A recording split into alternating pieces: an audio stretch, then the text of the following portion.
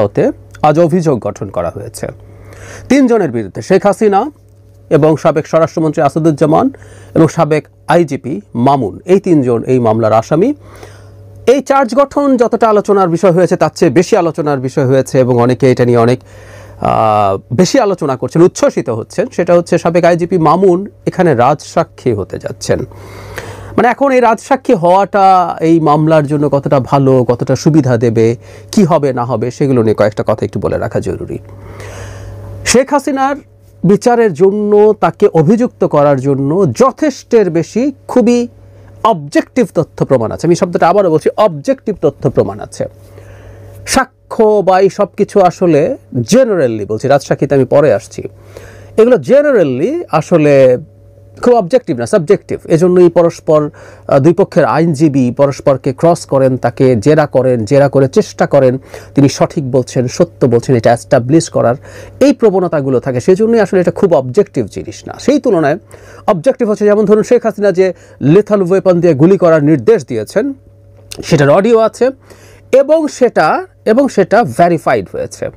আমাদের chief prosecutor বলছেন যে এটা মাত্র ট্রেলার, তার মানে আরও অনেক এরকম ডেটা ক্লিপিং তার কাছে আছে এবং সেগুলো যদি আমরা বিশ্ববিখ্যাত সবচেয়ে নির্ভরযোগ্য এসব প্রতিষ্ঠান যারা এগুলোকে জেনুইন কিনা পরীক্ষা করে তাদেরকে দিয়ে পরীক্ষা করিয়ে নিতে পারি, পরীক্ষা করিয়ে নিলে সেগুলোই অনেক অনেক বেশি অকাট্য প্রমাণ হিসাবে আমাদের সামনে থাকবে। সাক্ষ্য লাগবে না তা না, কিন্তু আমার কাছে মনে হয় যে আসলে স্বাক্ষর চাইতে ওগুলো ডিজিটাল সাক্ষ্য, ওগুলো এক ধরনের সাক্ষ্য, এই প্রমাণগুলো অনেক অনেক বেশি অথেন্টিক হবে। প্রচুর পাবলিক স্ফিয়ারে তাদের প্রচুর ভিডিও আছে, তারা কি বলছে না বলছে সেগুলো, আর সাথে এইসব গোপন তো আছেই। এখন যারা মামুন রাজসাক্ষী হওয়ার ব্যাপারটাকে আমরা কিভাবে দেখব?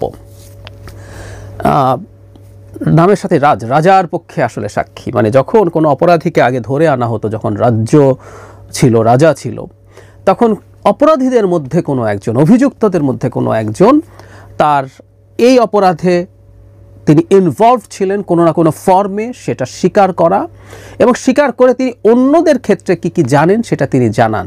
এই রকমভাবে আসলে এই সাক্ষীটা হয় এবং বলা বাহুল্য যে এটা তিনি কেন দেন, আইনের মধ্যেই আছে এটা, যে এই ক্ষেত্রে তাকে সম্পূর্ণ ক্ষমা অথবা তার শাস্তি কমানো যেতে পারে। এগুলো আমাদের ফৌজদারি আইনের মধ্যেই, ধারার মধ্যেই আছে। তো তাতে যেটা দাঁড়ালো, একজন রাজসাক্ষীর, আপনারা বা আমরা যে কেউ বুঝতে পারি, একজন রাজসাক্ষীর সাক্ষী শুনতে খুব বড় মনে হয়, কিন্তু রাজসাক্ষীর সাক্ষী আসলে এক অর্থে খুব শক্তিশালী না। এবং আইনেই বলা আছে যে রাজসাক্ষীর সাক্ষ্যের উপরে ভিত্তি করে কিছু যদি কিন্তু দিয়ে বলা হয়েছে কাউকে শাস্তি দেওয়া যাবে না। হ্যাঁ, কিছু এক্সেপশনসের কথা আছে, কিন্তু তার মানে আমরা এটা বুঝবো সাধারণ সাক্ষীর চাইতে আসলে রাজসাক্ষীর যে সাক্ষ্য সেটা আসলে খুব শক্তিশালী না। আমরা অনেকে সম্ভবত ভুলভাবে মনে করছি যে এটা একটা বিরাট কিছু হয়ে গেল, কারণ তার বেনিফিটের প্রশ্ন আছে, এটা আমরা বুঝতে পারি।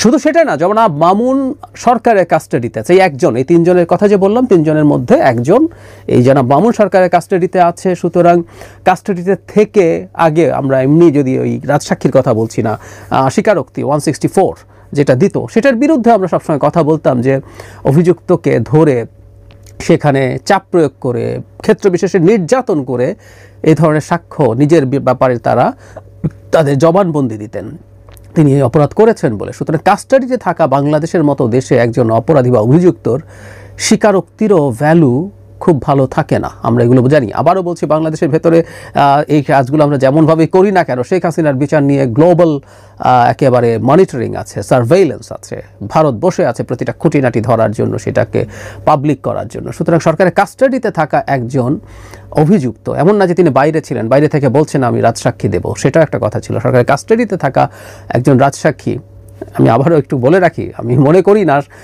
এই যারা মামুনকে শেখ হাসিনার সময়ের মতো চাপ প্রয়োগ করে, বল প্রয়োগ করে, অত্যাচার করে এটাতে রাজি করানো হয়েছে, আমি মনে করি না। কিন্তু এই অভিযোগগুলো আসবে, কারণ বাংলাদেশের ট্রেডিশনটা এই রকম।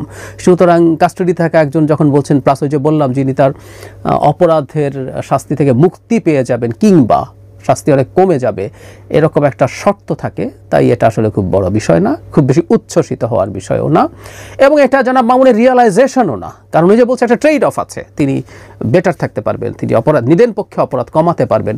কেউ কেউ এটা নিয়ে উচ্ছ্বাস দেখাচ্ছেন যে অপরাধীরা স্বীকারোক্তি দিচ্ছে, আস্তে আস্তে রিকনসিলিয়েশনের একটা আলাপ হতে পারে। আম সরি, রাজসাক্ষী কখনো রিকনসিলিয়েশনের আলাপের সাথে যেতে পারে না। এটা স্পন্টেনিয়াসলি কোনো ট্রেড অফ ছাড়া, কোনো বেনিফিট ছাড়া যদি হয়, সেটা কোনো একদিন হতে পারে।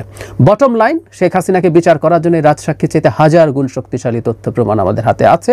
সেই তথ্য প্রমাণই আসলে শেখ হাসিনাকে অপরাধ হিসেবে সাব্যস্ত করবে, এবং এগুলোই বেশি জরুরি। কারণ শেখ হাসিনার অ্যাবসেন্সে বিচার হচ্ছে, তার অ্যাবসেন্সে বিচার হচ্ছে বলে তিনি আইনজীবী নিয়োগ করতে পারছেন না, সরকার তার হয়ে আইনজীবী নিয়োগ করেছে। কিন্তু এগুলো প্রশ্ন তোলা যায়, শেখ হাসিনা নিজের টাকায় নিজে বাঁচার জন্য যে আইনজীবী, যে ক্যাপেবিলিটির, যে কোয়ালিটির আইনজীবী দেবেন, সরকার কি সেটা দিতে পারছে? দিলেও প্রশ্ন উঠবে শেখ হাসিনার আইনজীবী যেভাবে টিথ আর নেইল ফাইট করবেন, ইনি করবেন কিনা, এসব প্রশ্ন তোলা যাবে। আমি বলছি না ইনি করবেন না, কিন্তু তোলা যাবে, তুলে বিতর্কিত করার চেষ্টা করা যাবে। সেজন্য আমাদের অকাট্য যে ডিজিটাল প্রমাণগুলো আছে, সেই প্রমাণগুলো প্রচুর ভিডিওস আছে, কিভাবে গুলি করে মানুষ হত্যা করা হচ্ছে, আবার সেটার নির্দেশ শেখ হাসিনা দিয়েছেন, সেটার প্রমাণ আছে। এগুলোই আসলে যথেষ্ট বিষয় তাকে পৃথিবীর সামনে একটা বিভৎস বর্বর মানুষ হিসেবে প্রতিষ্ঠিত করার, ক্রাইম অ্যাগেনস্ট হিউম্যানিটি, মানবতা বিরোধী অপরাধ তিনি করেছেন সেটা প্রমাণ করার। ইভেন আমি প্রায় বলি যে জাতিসংঘের যে রিপোর্ট মানবাধিকার হাই কমিশনের, সেটাও যথেষ্ট বড় প্রমাণ, এবং হাই কমিশন বলেছে যে তাদের কাছে আরও অকাট্য প্রমাণ আছে, তারা বাংলাদেশকে দিতে চায় যদি বাংলাদেশ দুটো শর্ত ফুলফিল করে। একটা হচ্ছে ইন্টারন্যাশনাল স্ট্যান্ডার্ড, বিশেষ করে জাতিসংঘ এটার পক্ষে আছে, সেটা হলো মৃত্যুদণ্ড রাখা যাবে না, সেটা যদি বাদ দেওয়া হয়, এবং ইন অ্যাবসেন্সিয়া বিচার, কারো অনুপস্থিতিতে যদি বিচার না হয়। তাদের কাছে প্রচুর ডকুমেন্টস আছে। তো এগুলো দিয়েই আসলে চেষ্টা করা উচিত শেখ হাসিনাকে বিচার করা এবং